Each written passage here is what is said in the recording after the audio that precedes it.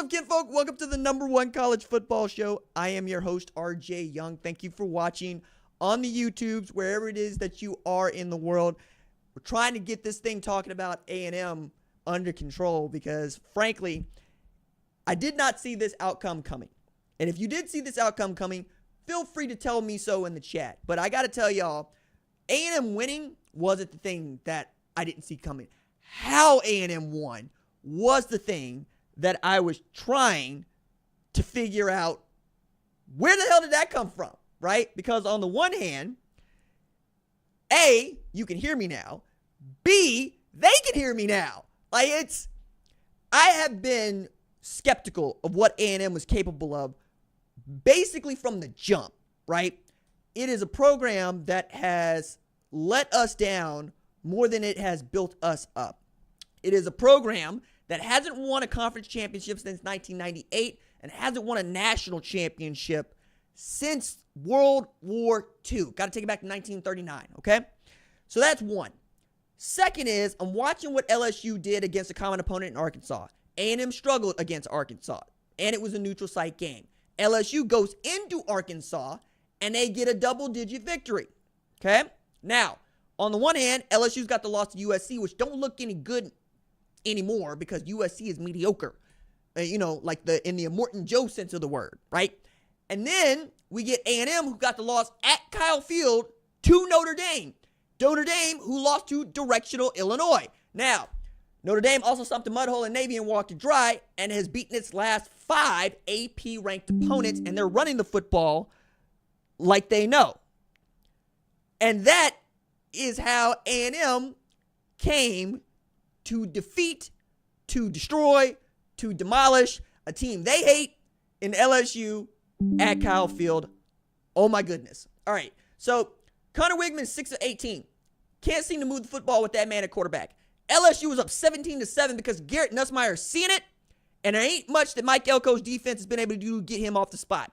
But along the way, I'm watching how they cannot run the football at LSU, and I'm going, oh no, if you're going to go this way, you are going to have to turn LSU over. Either you're going to have to strip the ball out of these wide receivers' hands, which didn't seem likely, or you're going to have to pick off Garrett Nussmeier, which could happen. And you know what? They decided to go with the latter rather than the former, and they picked off Garrett Nussmeier 3 times in this game, and every last one of them mattered.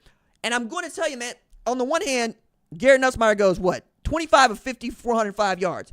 2 pass TDs, 3 interceptions, takes 2 sacks. You get Aaron Anderson having a great game, right? 3 catches, 126 yards. 1, he took 76 yards to the house, right? Kyron Lacey, 5 catches, 106 yards. Balling out on the perimeter.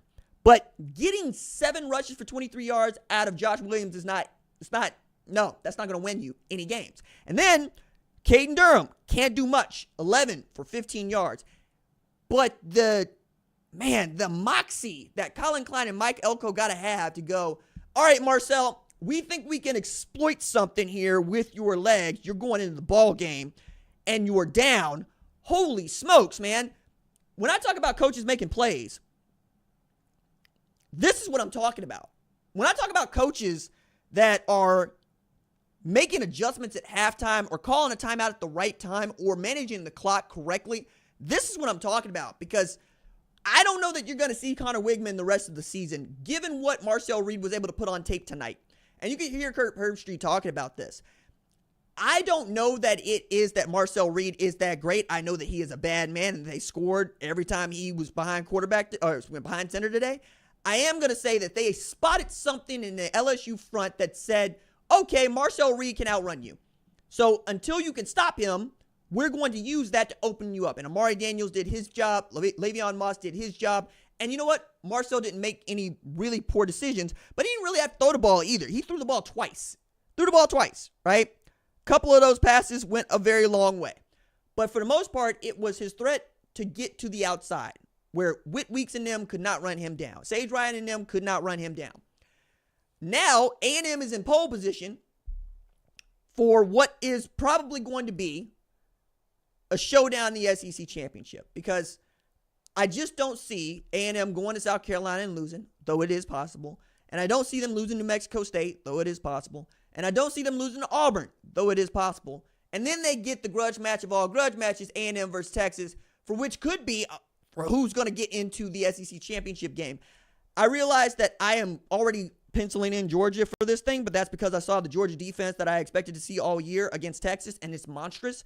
So if you are A&M and you get in that ball game, the question I have right away is, can Jalen Walker and Mykel Williams run you down?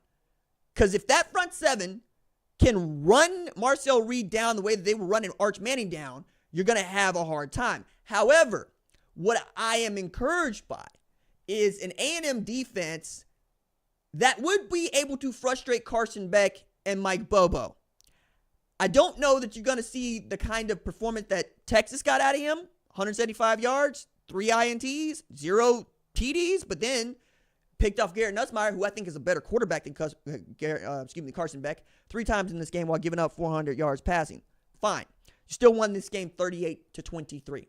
So the passing didn't seem to matter because you could stop the run, right? Nick Squirton getting home, the way in which they were choosing to attack that LSU defense, it all mattered. I thought it was really outstanding, the performance that they gave tonight, and worthy of being what is the best team in the SEC in SEC play, right? They're the last undefeated team in conference play, as everybody else has got a loss.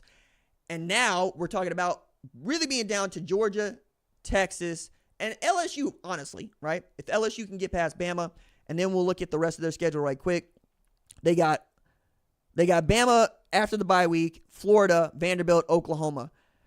Short of Oklahoma and Florida, I mean, they're not really going to get, those two they shouldn't challenge LSU this year. Not this year. Vanderbilt is challenging everybody because against Power 4 opponents, they've played one possession games against everybody, and that includes Texas today. Also going to underscore that it is difficult to go into somebody else's place and get W's. So we should probably treat them as a little bit more valuable, which is why I'm also going to point back to Georgia, went into Texas and held them to 0 for an entire half of football and didn't let them move the ball much at all, right? And then talk about Notre Dame going into A&M getting the win. Notre Dame turns out to be not as bad as the team that lost to Directional Illinois, but still not that good. Meanwhile, LSU's got the loss to USC on a neutral site, right? Then take into account that A&M would have to go to Mercedes-Benz Stadium in Atlanta to play against Georgia, and I think of that as a home game for Georgia. Like, you're never going to convince me that Georgia playing in Atlanta is not basically a home game, right? I realize the stadium's going to be half and half and whatnot, it's what people say, but it's Atlanta, right? And them Atlanta boys, they pull for them Georgia Bulldogs. That's what they do, right? I think that all is going to play. And then defense tends to travel, but you're going to need Marcel Reed to make plays in the passing game to win at the highest level. But let's say you do. Let's say that you beat everybody left on your schedule, including Texas. And let's assume A&M's wet dream of they beat Georgia in the SEC championship game. Then we're talking about an A&M team that's going to be one of the 4 highest ranked teams in college football and get the first round bye and be 2 wins away from playing in a national championship game and playing for their first national championship in years. This is what A&M has been struggling, been asking for. This is what they wanted. This was the program. When the 12-team playoff was revealed and we're tripling the field, A&M, Ole Miss, USC, Penn State, all those programs had to believe we're going to be in this thing. And they sold out to go do it. It's one of the reasons they moved off to Jimbo Fish and went to go get Mike Elko to come back and do this thing. It's why he went to go get Colin Klein. We're able to keep Connor Wigman, which at the time I thought was a bigger boon than it was, but really it's the dude that they got from Nashville, and Marcel Reed is going to be the guy that might be bringing y'all all the way home. That is why you build depth at the position. While LSU is going to have to try to figure out how to salvage what they got left, and we're going to hear more about what Brian Kelly hates, because they're up by double digits once again, and the mood changed inside the stadium, and they could not recover. I tend to think that is a head coach that's not making a play. Because if your team is losing composure in the way that it seems LSU is losing composure to good football teams with a lead, that's about coaching. That's about you. That's not about them. And you stamping your fist or slamming it on a table ain't going to do much, BK. Like, you threaten to lose this team if you come down on them the way I think he's going to come down on them for the way that they lost this football game. However, I think now we've got a really cool SEC contest going on, and we expect the SEC to field a champion that's going to be one of the 2 best teams in all of college football. We expect the Big Ten champion and the SEC champion to play in the national championship game. That's not shade. That's just the way that it is. However, the more I look at Oregon, the more I got to ask the question that I'm asking of A&M. Is that team good enough to beat Georgia? Because that's what it feels like. It feels like Georgia's going to be inevitable as the number 2 team in the country. And given that the defense seems to be rounding back into the kind of form that we expected to see from day one. Say nothing of what they did against Alabama, right? You go down 28-0 to Alabama, but then you're able to claw yourself back into a lead, and you narrowly lose this game on the road at Bryant-Denny. Okay. Add to that, Oregon beats Ohio State 32-31, and frankly has beaten the next 2 Big Ten opponents they played by a zillion, 73-9 actually. It's 35-0 to Purdue, and then earlier today, they beat up in Illinois 38-9. Dylan Gabriel's been dealing, right? He's thrown for an average of 290 yards in both of those games. Tez Johnson dealing. Terrence Ferguson didn't even play again. Jordan Burch is out again. Like, they're still becoming the program that could be the kind that could look back at that 2021 team and go, remember when we got stomped out by Georgia? Remember when we lost that game by 42 points? 46 points? What if we can get all that back? What if we can go back to that place and we can try to challenge them one more time? I'm sure Dan Lanning would like nothing more. So, not all those guys are there. A lot of those guys are gone. But that was a formative moment for them. That was do you have enough to stay here? However, getting to see Ohio State go down to Nebraska in the fourth quarter and need to come back and win at the shoe doesn't make me feel that much better about what Oregon was doing against Ohio State at Autzen. Because what you wanted from Ohio State in that game, if you're Oregon, is to stomp out Nebraska the way that Indiana stomped out Nebraska. Instead, we have to talk about Nebraska being decent, or we have to talk about Indiana being really, really good.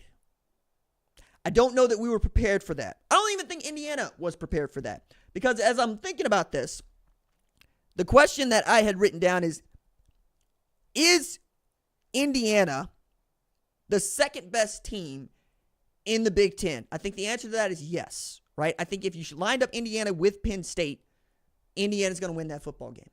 That's what I think. Drew Aller being healthy or not, I think Indiana's going to win that football game. What I saw from them with a backup quarterback in Taven Jackson against Washington was more about them being able to run the football and do what they want, but also a defense that was not cowed by any offense they've seen so far. They seem to be legitimately good offensively, defensively. They get Curtis Work back, who's probably going to be dealing.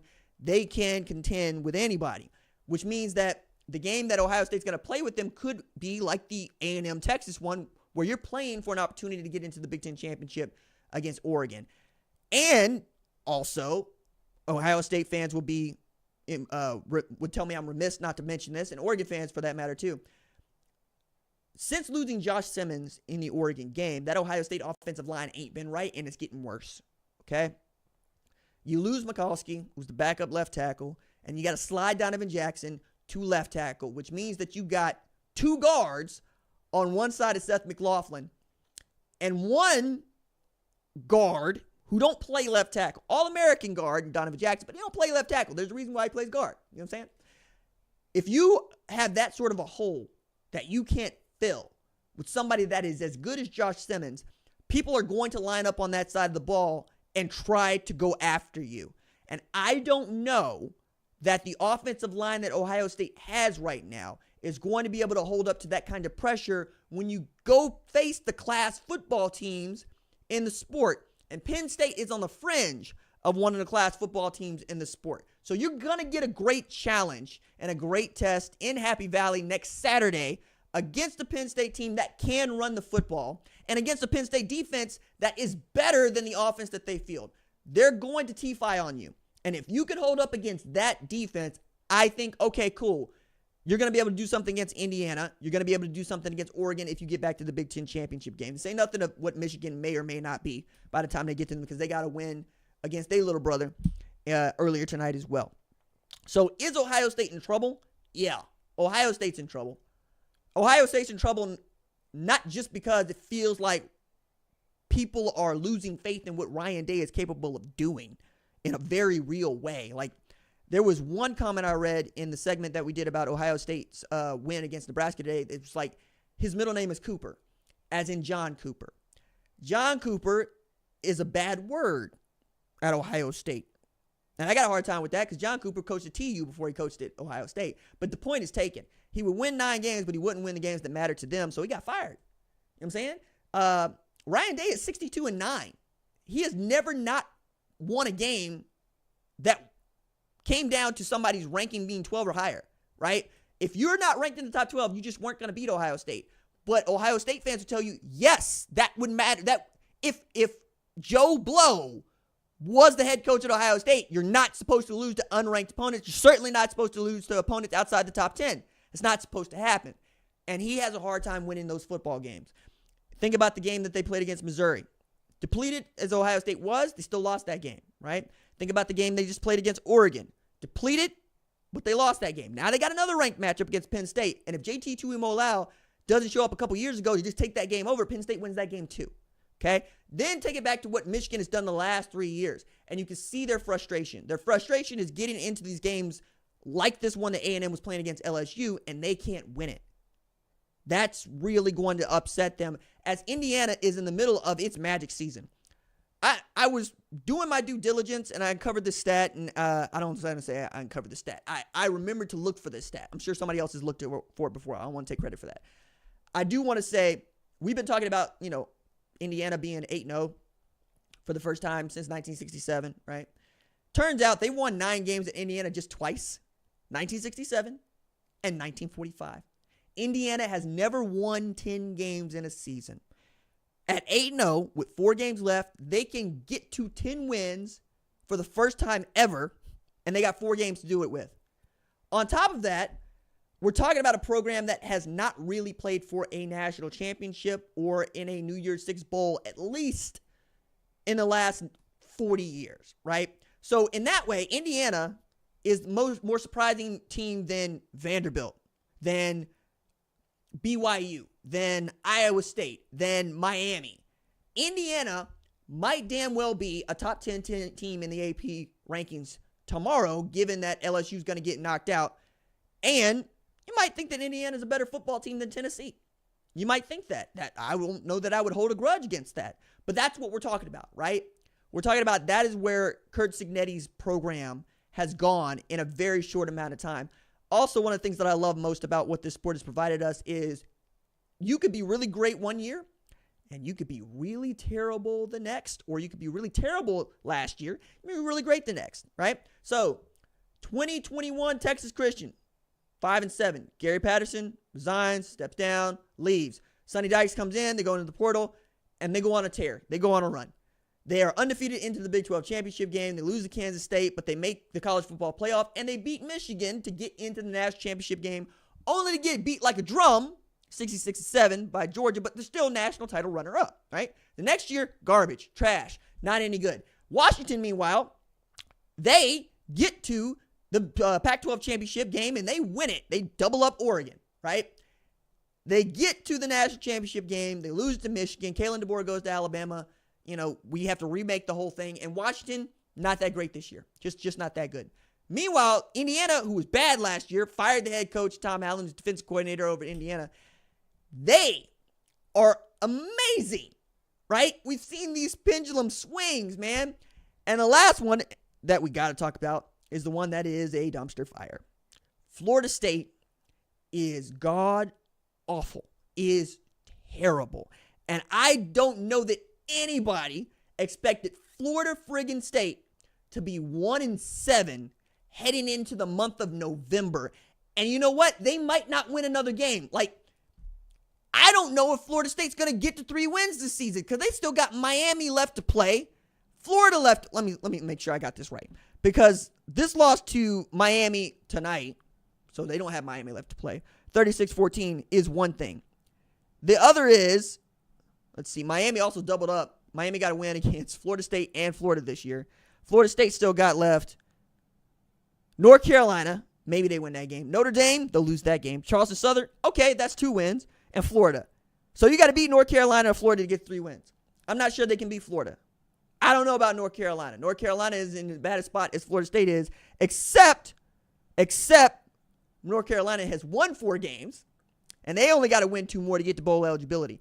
So after going 13-0, Florida State is 1-7. Going into this game, 1-6. They're not 1-7. I keep trying to add another loss to them. My bad, Florida. Oh, no, 1-7. I got it right.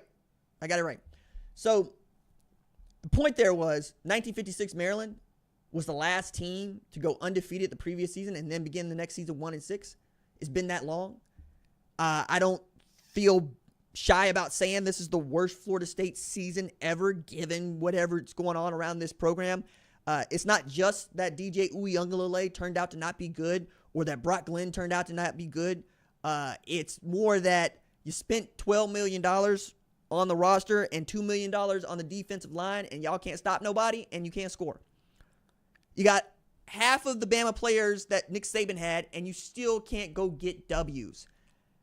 I don't know when the bottom is going to be seen for Florida State, but if you're a Florida State fan, I feel for you, man, because you don't deserve this. You don't deserve this. I don't take any pride in saying that you're awful, and I'm sure you don't either. If anything, if you're like me and you're thinking about, say, Oklahoma, you're like, well, I'm glad there's somebody being real with me. Yeah, man. I mean, that's what it is right now. But again, back to what I was saying when I started that segment, year to year, it is whatever it's going to be. We've never seen this sort of volatility in the sport. And some of it is due to name, image, and likeness, which I know y'all hate, but I love. I think a lot of it is due to the transfer portal and immediate eligibility. I think even more of it is due to grad transfer and 6-year seniors, 7-year seniors being able to play quarterback. You know what I'm saying? Say nothing of what you might have at wide receiver or tailback. And I think we don't take into account just how movable, changeable the coaching pieces are now in a different way. Because it used to be, a head coach might leave a job, might take a job, whatever. Now you got head coaches that want a demotion, like Chip Kelly, for instance, right? Or Jeff Hafley at Boston College. They don't want the CEO job anymore because there really isn't that much fun for them to have, right? Meanwhile, guys like myself, guys like Dan Lanning, guys like Kenny Dillingham, we can't wait to get this job because we busted our behinds to get right where we are to do what we're doing right now. But if you're Chip Kelly or someone else of that magnitude, maybe you're thinking, all right, let me take a seat back. Like Gus Malzahn probably going to be up out of Central Florida after this year. Go back to calling plays as an offensive coordinator, not as a head coach, right? One of the things that I was actually giving some thought to is Mac Brown still wants to be a head coach. Cool. What stops him from hiring Gus Malzahn if Gus Malzahn is fired to come to Chapel Hill and help him turn that thing around with Max Johnson at quarterback? That might be cool, right? Those are the sorts of things that we're able to take a look at and take into account. Couple other questions that I wrote down that I wanted to address here. But while I am here, appreciate y'all hanging out, right? Having some technical difficulties to start this thing out, So it happens sometimes. Is Vanderbilt that good or is Texas that bad? Hard to say, honestly, because, again, Vanderbilt plays everybody close. But Quinn Ewers throwing 2 interceptions, 3 TDs, wasn't on the agenda. That's not there. And being in a 1-score game late with Vanderbilt, even as a top 25 team, doesn't look good for Texas, right? I realize that there are a lot of people that are going to tell you that Vanderbilt is a good football team. And I think they are a good football team. But don't talk about Vanderbilt perhaps the same way that you might talk about LSU. Perhaps the same way you might talk about Tennessee or even Alabama, for that matter. Vanderbilt might actually be on par with what Missouri is doing. That would be where I put them in the tier, right? Certainly better than Oklahoma, for instance. Certainly better than Mississippi State, Auburn, Kentucky. But I think that Texas should beat a Vanderbilt by double digits, right? I don't care that game is in Nashville, or as they like to say, Nash Vegas, because they be beating the spread up there, man. You don't want to bet against them covering the spread. They're gonna do it. And Diego Pavia is never going to have to work in Nashville ever. What he has been able to provide for that community and that program that has been down for so long. So I think Texas is not as good as we thought they were, but I don't think that Vanderbilt is also as bad as they would seem, even as a top 25 team. I gotta acknowledge Notre Dame is back in this thing in a very real way. if you got a ranking next to your name, beware of Notre Dame. They're going to show up and they're going to play and they're going to run the football, right? That was the thing against Navy today that was interesting. A, they ran the football for 265 yards. Jeremiah Love only needed 12 carries to get to 100 yards, 2 TDs. B, they turned over Navy 6 times. 6 times Navy gave the ball away. So that defense, even without Benjamin Morrison, is still down and dirty. They can still stop people from doing anything they want to do. It's whether or not Riley Leonard and that offense are going to be clicking. And right now, of late, it feels like since that Northern Illinois game, they have found their stride as a program, and they're going to take care of the football. They're going to run the football. They're going to play sound defense. And I think that is a way for which Notre Dame can make the college football playoff. All they got to do is keep up their end. Certainly just that simple when I'm looking at it. And now I got to take a look at what else is going on in college football that we just didn't see coming. So the 12-team playoff was supposed to make way for teams like Penn State. And it has, right? Penn State beats Ohio State, even takes the one loss to Ohio State, but goes the rest of the season undefeated. They probably make the college football playoff. Teams like Ole Miss, though, back against the wall. Teams like USC, out. Teams like Oklahoma, out. We're thinking about all these programs that feel like they're going to get a shot because they're the third or fourth program in the conference, right, that just aren't anymore. Or that Florida State would miss this thing in its first 12 team. Or that we would find Michigan staring up at everybody else from the middle of the pack, not really being there at the end because you're not going to be at 5-3. I don't care who you beat along the way. A 3-loss Big Ten team is not getting in over a 3-loss SEC team because the challenge is just not the same, right? The bottom falls out quicker in the Big Ten than it does in the SEC. But I'm also looking at these Big Ten programs that are on the West Coast now, and they got to be thinking, how are we going to come back from this next year? Because Big Ten programs that have traveled 2 time zones or more are 5-14 this season. Clearly, people have not figured out how to properly travel for these games so that they can go win them. You want to have Washington, Oregon, USC coming to you if you're a Big Ten program, and you certainly don't want to be Rutgers going to USC to play a game that kicked off at least for Eastern Standard Time, 11 p.m. Eastern Standard Time at the Coliseum following the World Series. It's not how you draw that up, right? So you're going to have to take advantage of your home games in a way that you haven't before, and that home field advantage becomes something different in the Big Ten as, yes, it stretches from L.A. to New Jersey, to Piscataway, New Jersey. It's going to be difficult. That's difficult to overcome, man. Couple other things that I wanted to address while we still got a little bit of time in here before we get up out of here. And I think we're going to have a real discussion about how much value we're going to put into the Big 12 championship runner-up versus how much value we're going to put into the third or fourth SEC team and the third best Big 10 team. So imagine BYU and Iowa State play in the Big 12 championship game and both are undefeated. Would you rather have a one-loss Penn State that didn't play for a conference championship but also has its only loss to, let's say, Ohio State, or that one-loss BYU or Iowa State team, right? Iowa State, who also is looking to make history next week. They're trying to get off to 8-0. They've never got off to 8-0. They've never been this good, right? BYU has gotten off to 8-0 for just the second time since 1990 when they had a Heisman at quarterback, Ty Detmer.